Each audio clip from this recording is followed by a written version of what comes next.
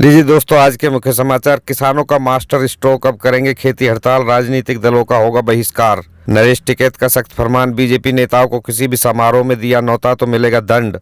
आगे बताएंगे दोस्तों, उन्नाव मामले में पुलिस को मिली बड़ी सफलता, 2 आरोपी को किया गिरफ्तार। आगे बताएंगे दोस्तों, नरेश टिकैत का बड़ा दावा, कम से कम 100 बीजेपी सांसद एक साथ टूट कर आएंगे। देश खाप के चौधरी बोले, किसानों की बात नहीं मनवा सकते तो इस्तीफा दे भाजपा के मंत्री।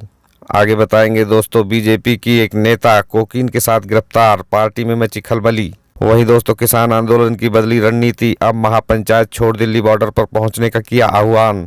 आगे बताएंगे दोस्तों, अभिषेक ने शाह पर किया मानहानि केस, अदालत पहुंचा मामला। आगे बताएंगे दोस्तों, मदरसा छात्रों को आधुनिक शिक्षा से जोड़ने के लिए जमीयत ने की ओपन स्कूल की स्थापना।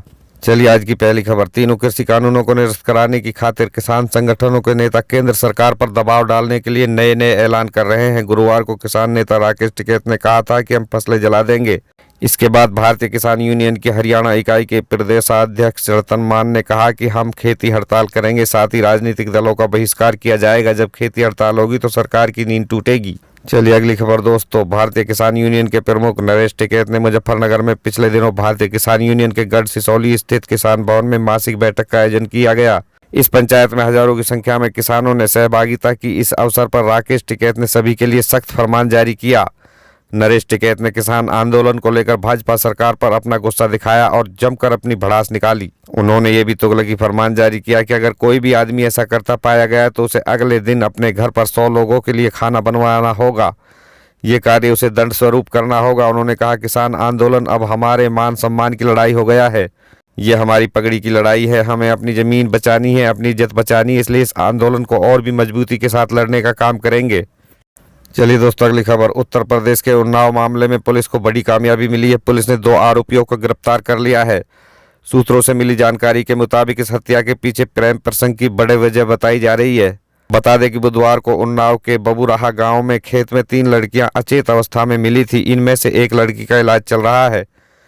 गौरतलब है कि बीते बुधवार को सायंकाल उन्नाव जनपद के असोहा थाना क्षेत्र में पशुओं का चारा लेने गई 3 बच्चियां खेत में बेहोशी की हालत में मिली थी। अगली खबर दोस्तों, मुजफ्फरनगर में भारतीय किसान यूनियन के अध्यक्ष नरेश टिकैत ने कहा कि भाजपा में खूब खलबली मची हुई है। अगर शुरुआत हो गई तो इसमें से कम 100 सांसद एक साथ टूट कर आएंगे। सबको दिख रहा है कि आने वाला समय तुम्हारे साथ क्या होगा, आने वाला कल कितना खतरनाक होगा। चलिए दोस्तों अगली खबर, बागपत में सर्व समाज और सर्व खाप चौधरियों की पंचायत ने कहा कि भाजपा के सांसद और विधायक किसानों की मांग नहीं मनवा सकते तो पदों से इस्तीफा दे। किसानों की वोट के दम पर ही वो लोकसभा और विधानसभा तक पहुंचे हैं। कृषि कानून पर भाजपा नेता किसानों को समझाने के लिए ना निकले, अपने घर पर ही रहें। चेताया कि हर बात का हिसाब रखा जाएगा। भविष्य में भी नेताओं को किसानों के वोट की जरूरत पड़ेगी, तब जवाब मांगा जाएगा। बड़ौद की पट्टी चौधराहन में देश खाप चौधरी सुरेंद्र सिंह के आवास पर सर्व खाप चौधरियों की पंचायत हुई। चलिए दोस्तों अगली खबर, भारतीय जनता पार्टी की एक महिला नेता को पुलिस ने ड्रग्स के मामले में गिरफ्तार कर लिया है। उसके साथ एक भाजपा नेता को भी गिरफ्तार किया गया है। दोनों पर आरोप है कि वो कार में कोकीन लेकर जा रहे थे। इसके बाद पार्टी में हलचल सी मच गई। मीडिया रिपोर्ट के मुताबिक पश्चिम बंगाल के कोलकाता में पुलिस ने बीजेपी युवा मोर्चा की नेता पामेला गोस्वामी को प्रिवीर डे के साथ गिरफ्तार किया है। इन दोनों को कोलकाता के न्यू अलीपुर इलाके से गिरफ्तार किया है। इनके पास से लाखों रुपए की ड्रग्स बरामद हुई है। पुलिस का दावा है कि ये दोनों कार में ड्रग्स लेकर जा रहे थे। शुक्रवार दोपहर में न्यू अलीपुर इलाके में एनआर एवेन्यू कार चलाकर दोनों जा रहे थे।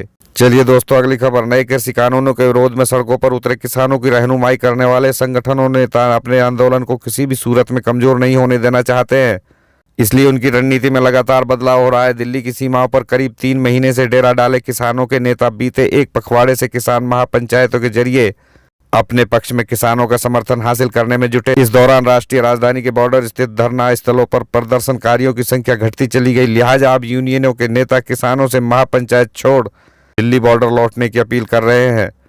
हरियाणा में भारतीय किसान यूनियन के प्रदेश अध्यक्ष गुरनाम सिंह चढ़ूनी ने शुक्रवार को कहा, आज पंचायतों का जो दौर शुरू हो गया उसकी पंजाब और हरियाणा में कोई जरूरत नहीं है।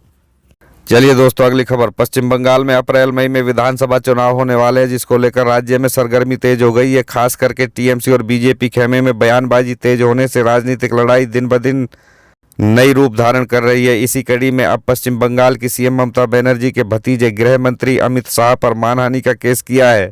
अभिषेक बनर्जी ने आरोप में कहा कि अमित शाह ने उन पर भ्रष्टाचार के आरोप मढ़े हैं जो उनकी प्रतिष्ठा को ठेस पहुंचाती है। इस बाबत अमित शाह को एमपी एमएलए की स्पेशल कोर्ट ने 22 फरवरी को कोर्ट में पेश होने को कहा है। चलिए दोस्तों, अगली खबर। देश भर के मदरसा छात्रों को आधुनिक शिक्षा से जोड़ने के लिए जमीयत उलमाए हिंद ने जमीयत ओपन स्कूल की स्थापना की घोषणा की है। जमीयत उलमाए हिंद मुख्यालय में आज the national institute of open schooling के साथ एएमयू पर हस्ताक्षर किए जाने की जानकारी दी गई है। इसके तहत NOIS मदरसा छात्रों को शिक्षा देने के लिए एक विशेष कार्यक्रम बनाया जाएगा और इसके लिए शिक्षकों को विशेष ट्रेनिंग भी देगा। जमीयत ओपन स्कूल और NIOS के बीच हुए करार के अनुसार देश भर में मदरसा से शिक्षा प्राप्त करने वाले छात्रों को आधुनिक शिक्षा से जोड़ने का प्रयास होगा।